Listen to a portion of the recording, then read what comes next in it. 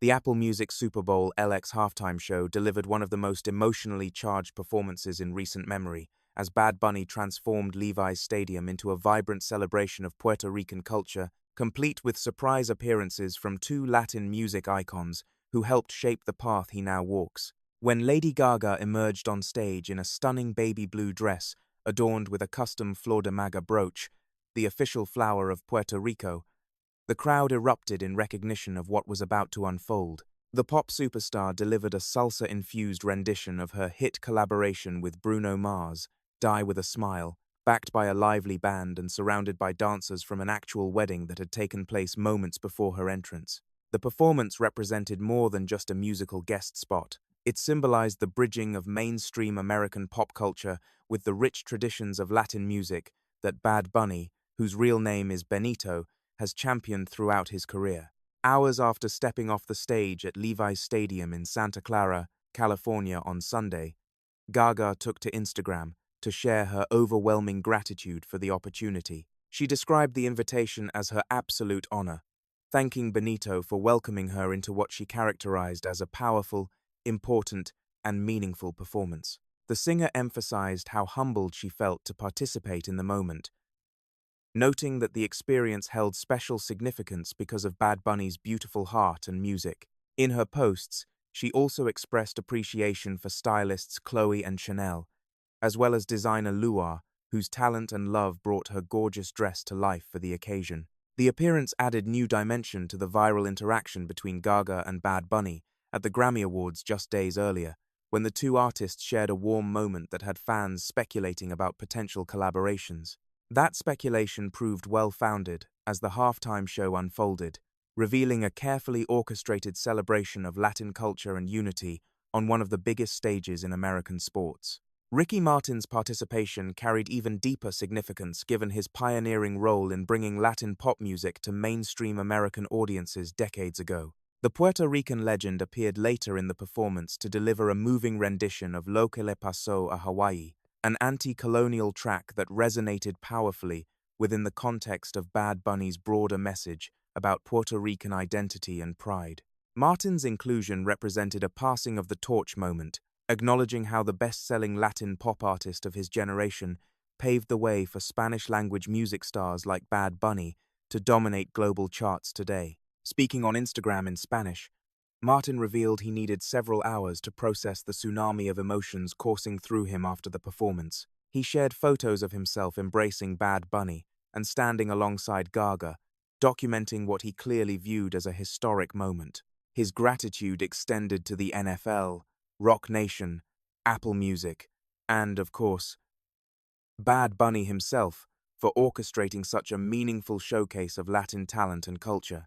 The halftime show stretched beyond 13 minutes, an extended celebration that took viewers on a journey through Bad Bunny's musical evolution. He performed a medley spanning his career, from early hits like Zafaera to more recent tracks, including Titi Me Pregunto and the crowd-pleasing DTMF. The stage design transported audiences from Jibaro-lined sugarcane fields, representing rural Puerto Rico, to his signature La Casita, a recreation of a traditional Puerto Rican home that served as a central gathering space throughout the performance. La Casita became a star-studded hub during the show, packed with celebrity cameos that delighted fans who had spent weeks speculating about potential surprise guests.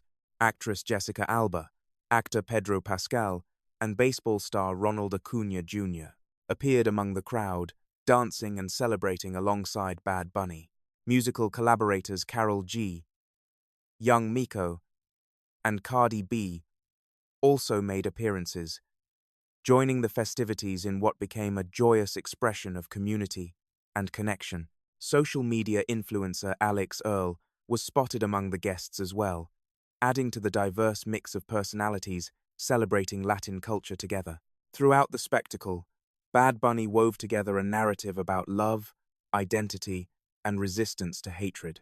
Messages displayed on massive screens inside the stadium drove home his central themes, with slogans declaring, "Together we are America, and the only thing more powerful than hate is love."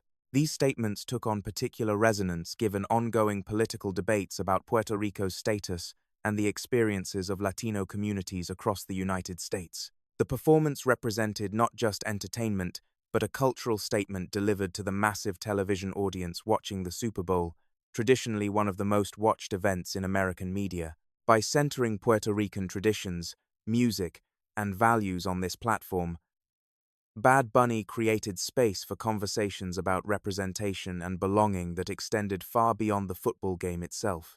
The Seattle Seahawks and New England Patriots competed for the Vince Lombardi Trophy on the field, with Seattle ultimately claiming victory, but for many viewers, the halftime show became the evening's most memorable moment. Gaga's willingness to adapt her signature style to fit within Bad Bunny's vision demonstrated the collaborative spirit that defined the entire production. Rather than simply inserting her established hits into the set, she transformed D with a Smile into something new, honoring the Latin musical traditions that Bad Bunny sought to highlight. The wedding dancers surrounding her performance added authenticity and community connection, grounding the spectacle in real human celebration rather than pure showmanship. The careful attention to cultural details, from Gaga's Flor de Maga brooch to the Jibaro agricultural imagery to Martin's anti-colonial song selection, revealed the depth of thought behind every element of the show.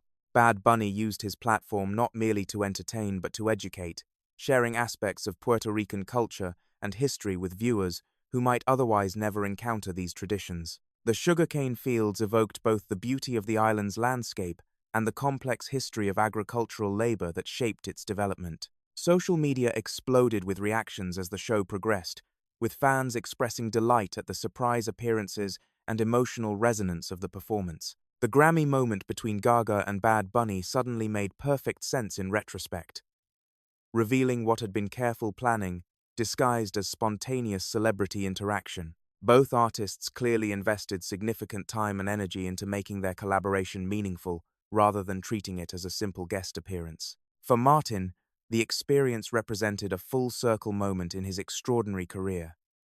Having opened doors for Latin artists in the 1990s with crossover hits like Livin' La Vida Loca, he now stood on stage watching and participating in the success of an artist who built upon that foundation to achieve unprecedented global dominance while maintaining authentic connections to Puerto Rican culture and Spanish language. Music. The embrace between Martin and Bad Bunny, captured in photos shared after the show, spoke volumes about mutual respect across generations of Latin music stars. The halftime show's impact will likely extend far beyond Sunday night, influencing conversations about representation in American popular culture and demonstrating the commercial viability of Spanish-language performances on mainstream platforms. Bad Bunny's decision to perform primarily in Spanish, incorporating English only sparingly, challenged assumptions about what American audiences want and proved that authentic cultural expression can succeed without compromise or translation. What did you think of Bad Bunny's historic Super Bowl halftime show and the surprise appearances from Lady Gaga and Ricky Martin? Did the performance change your perspective on Latin music's place in American culture? Share your thoughts in the comments below.